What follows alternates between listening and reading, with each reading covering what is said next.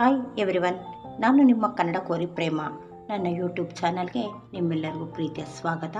ಆತ್ಮೀಯ ವೀಕ್ಷಕರೇ, ಈಗ ಮಾವಿನಕಾಯಿ ಸೀಸನ್. ಈ ಮಾವಿನಕಾಯಿಂದ ತುಂಬ ಒಳ್ಳೊಳ್ಳೆ ರೆಸಿಪೀಸ್ನ ಮಾಡ್ಬೋದು. ಇವತ್ತು ನಾನು ಈ ಮಾವಿನಕಾಯಿನ ಉಪಯೋಗಿಸ್ಕೊಂಡು ಮಸಾಲ ಚಿತ್ರಾನ್ನವನ್ನು ಮಾಡಿದ್ದೀನಿ. ಈ ಚಿತ್ರಾನ್ನವನ್ನು 2-3 ವಿಧಾನಗಳಿಂದ ಮಾಡ್ಬೋದು. ಆದರೆ ನಾನಿವತ್ತು ಸ್ವಲ್ಪ ಸ್ಪೆಷಲ್ಲಾಗಿ ಉಡುಪಿ ಶೈಲಿಯಲ್ಲಿ ಮಸಾಲ ಚಿತ್ರಾನ್ನ ಮಾಡಿದ್ದೀನಿ. ನಿಮ್ಮೆಲ್ಲರಿಗೂ ಈ ರೆಸಿಪಿ ಇಷ್ಟ ಆಗುತ್ತೆ ಅಂತ ಭಾವಿಸಿದ್ದೀನಿ. ಹಾಗಾಗಿ ತಪ್ಪದೆ ನನ್ನ ಚಾನಲ್ನ ಸಬ್ಸ್ಕ್ರೈಬ್ ಮಾಡಿ. ನಾನು ಹಾಕೋಂಥ ಒಳ್ಳೊಳ್ಳೆ ರೆಸಿಪಿನ ನೀವು ಅವತ್ತೇ ನೋಡ್ಬೋದು. ಈಗ ಈ ಮಾವಿನಕಾಯಿ ಚಿತ್ರಾನ್ನ ಮಾಡೋದಕ್ಕೆ ಯಾವ ಇಂಗ್ರೀಡಿಯೆಂಟ್ಸ್ ಬೇಕು, ಮಾಡುವ ವಿಧಾನವನ್ನು ನೋಡ್ತಾ ಹೋಗೋಣ ಬನ್ನಿ. ನೋಡಿ, ಈ ಮಸಾಲ ಮಾವಿನಕಾಯಿ ಚಿತ್ರಾನ್ನ ಮಾಡೋದಕ್ಕೆ ಯಾವ ಪದಾರ್ಥಗಳು ಬೇಕು ಅಂತ ನೋಡ್ತಾ ಹೋಗೋಣ. ಮೊದಲಿಗೆ ನಾನು 2 ಮಾವಿನಕಾಯಿನ, ಈ ಸೈಜಿನ 2 ಮಾವಿನಕಾಯಿಗಳನ್ನ ತುರಿದ್ಬಿಟ್ಟು ಇಟ್ಕೊಂಡಿದ್ದೀನಿ. ಹಾಗಾಗಿ 2 ಮಾವಿನಕಾಯಿಗೆ ಎಷ್ಟು ಪ್ರಮಾಣದಲ್ಲಿ ಬೇಕು ಅಂತ ನೋಡ್ತಾ ಹೋಗೋಣ. ತುರಿದಿಟ್ಟಿರೋಂಥ ಮಾವಿನಕಾಯಿ, ಇದು ಬ್ಯಾಡಗಿ ಮೆಣಸಿನ್ಕಾಯಿ ಕಲ್ಲರಿಗೋಸ್ಕರ, ಜೊತೆಗೆ 1 ಬೌಲಷ್ಟು ಹಸಿಕಾಯಿ, ಜೀರಿಗೆ, ಸಾಸಿವೆ, ಉದ್ದಿನಬೇಳೆ, ಕಡಲೆಬೇಳೆ, ಕಡಲೆಬೀಜ, ಶುಂಠಿ, ಬೆಳ್ಳುಳ್ಳಿ, ಹಸಿಮೆಣಸಿನ್ಕಾಯಿ, ಒಗ್ಗರಣೆಗೆ ಎಣ್ಣೆ, ಅರಿಶಿನ, ಕರಿಬೇವು. ಇಷ್ಟು ಪದಾರ್ಥಗಳನ್ನ ಉಪಯೋಗಿಸ್ಕೊಂಡು ನಾನು ರುಚಿಕರವಾದಂತಹ ಮಸಾಲ ಮಾವಿನಕಾಯಿ ಚಿತ್ರಾನ್ನವನ್ನು ಮಾಡ್ತಾಯಿದ್ದೀನಿ.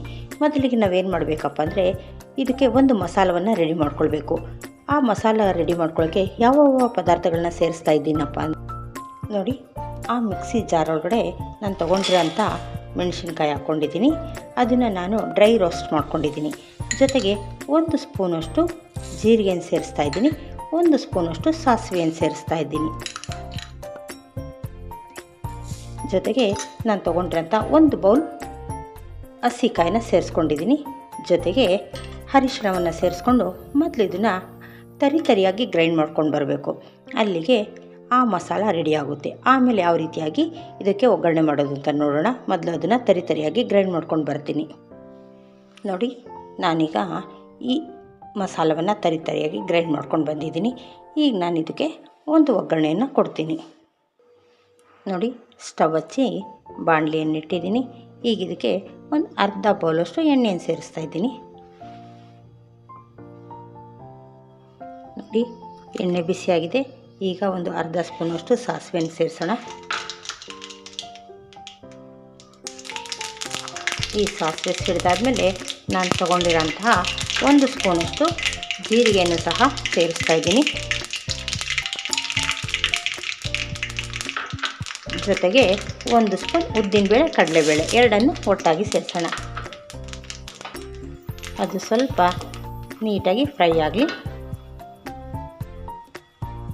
ಜೊತೆಗೆ ಈ ಶುಂಠಿ, ಬೆಳ್ಳುಳ್ಳಿ ಎರಡನ್ನು ಇದೇ ಟೈಮಲ್ಲಿ ಸೇರಿಸ್ಕೊಳ್ಳೋಣ. ಶುಂಠಿ, ಬೆಳ್ಳುಳ್ಳಿ ಎಲ್ಲ ಎಣ್ಣೆ ಒಳಗೊಳ್ಳೆ ಫ್ಲೇವರ್ ಬರುತ್ತೆ. ನೀಟಾಗಿ ಅದನ್ನು ಫ್ರೈ ಮಾಡ್ಕೊಳ್ಳೋಣ.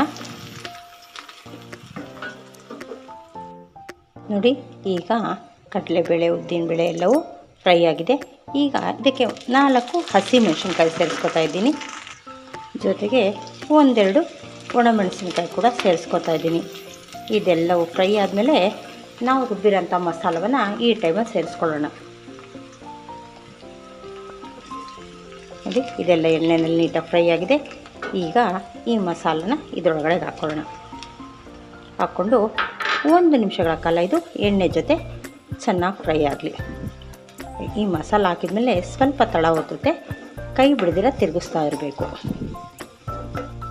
ಯಾಕೆಂದರೆ ಇದು ಆಲ್ರೆಡಿ ಫ್ರೈ ಮಾಡ್ಕೊಂಡಿರೋದ್ರಿಂದ ಮೆಣಸಿನ್ಕಾಯಿ ಎಲ್ಲ ಈಗೇನು ಹೆಚ್ಚು ಹೊತ್ತು ನಾವೇನಿಲ್ಲಿ ಫ್ರೈ ಮಾಡೋಂಗಿಲ್ಲ.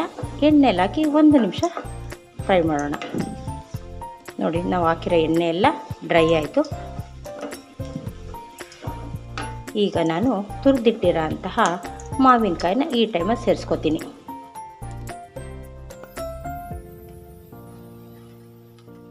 ನೋಡಿ, ಆ 2 ಮಾವಿನಕಾಯಿನ ನಾನೀಗ ಸೇರಿಸಿದ್ದೀನಿ. ಈ ಮಾವಿನಕಾಯಿ ಸೇರಿಸಿದ್ಮೇಲೂ ಅಷ್ಟೇ ಇದರಲ್ಲಿ ಸ್ವಲ್ಪ ಹುಳಿ ಅಂಶ ಇರೋದ್ರಿಂದ ನೀಟಾಗಿ ಮಸಾಲ ಜೊತೆ ಮಿಕ್ಸ್ ಆಗಬೇಕು.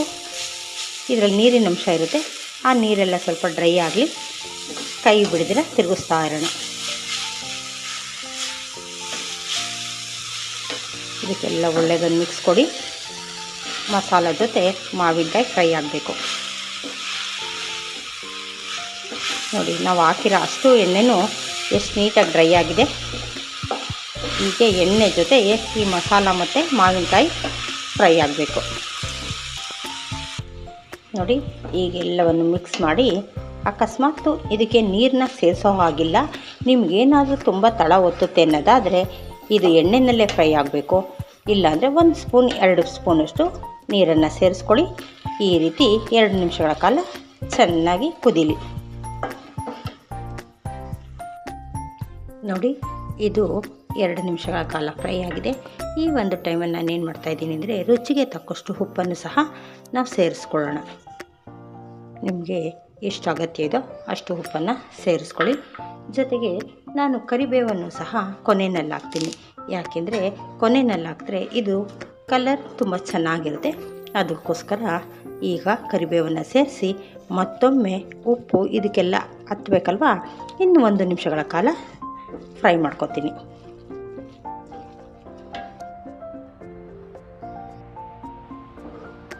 ನೋಡಿ ಇದು ಉಪ್ಪು ಎಲ್ಲದಕ್ಕೂ ಹತ್ತಿದೆ. ಈಗ 2 ನಿಮಿಷಗಳ ಕಾಲ ಆಗಿದೆ. ನಾನು ಈ ಫ್ಲೇಮ್ನ ಆಫ್ ಮಾಡಿಕೊಂಡು ಈಗ ಮಿಕ್ಸ್ ಮಾಡೋಣ. ನೋಡಿ ನಾನು ಆಲ್ರೆಡಿ ಅನ್ನ ಮಾಡಿಬಿಟ್ಟು ಅದನ್ನು ಆರೋದಕ್ಕೆ ಇಟ್ಕೊಂಡಿದ್ದೀನಿ. ಯಾವಾಗಲೂ ನಾವು ಚಿತ್ರಾನ್ನ ಕಲಿಸ್ಬೇಕು ಅಂದರೆ ಸ್ವಲ್ಪ ರೈಸ್ ಚೆನ್ನಾಗಿ ಆರ್ಕೊಂಡಿರಬೇಕು. ಈಗ ಅದಕ್ಕೆ ರುಚಿಗೆ ತಕ್ಕಷ್ಟು ಎಷ್ಟು ಅಗತ್ಯ ಇದೆಯೋ ಅಷ್ಟನ್ನು ಗೊಜ್ಜಲ್ಲಿ ಸೇರಿಸ್ಕೊಳ್ಳೋಣ. ಜೊತೆಗೆ ಸಪ್ರೇಟಾಗಿ ಕರೆದಿಟ್ಟಿರೋ ಅಂತಹ ಕಡಲೆ ಬೀಜವನ್ನು ನಾವು ಮಿಕ್ಸ್ ಮಾಡುವಾಗ ಸೇರಿಸ್ಕೊಳ್ಳೋಣ, ಏಕೆಂದರೆ ಕ್ರಿಸ್ಪಿಯಾಗಿರುತ್ತೆ. ಜೊತೆಗೆ ಕರಿಬೇವನ್ನು ಸಹ, ಕೊತ್ತಂಬರಿಯನ್ನು ಸಹ ಈ ಟೈಮಲ್ಲಿ ಸೇರಿಸ್ಕೊಂಡು ನೀಟಾಗಿ ಕಲಸಿಟ್ಕೊಳ್ಳೋಣ. ಈ ಮಸಾಲ ಚಿತ್ರಾನ್ನವನ್ನು ಯಾವುದೇ ಚಿತ್ರಾನ್ನ ಆಗಲಿ ತಿಂಡಿ ತಿನ್ನೋದಕ್ಕಿಂತ ಒಂದು 10ರಿಂದ 20 ನಿಮಿಷ ಅರ್ಲಿಯಾಗಿ ಕಲಸಿಟ್ರೆ ಇದ್ರ ಸತ್ವ ಎಲ್ಲ ಅನ್ನದಲ್ಲಿ ಚೆನ್ನಾಗಿ ಹೀರ್ಕೊಂಡಿರುತ್ತೆ. ಆಗ ಟೇಸ್ಟ್ ತುಂಬ ಚೆನ್ನಾಗಿರುತ್ತೆ. ನೋಡಿ ಈ ರೀತಿ ನೀಟಾಗಿ ಮಿಕ್ಸ್ ಮಾಡಿ ಇಟ್ಕೊಳ್ಳೋಣ.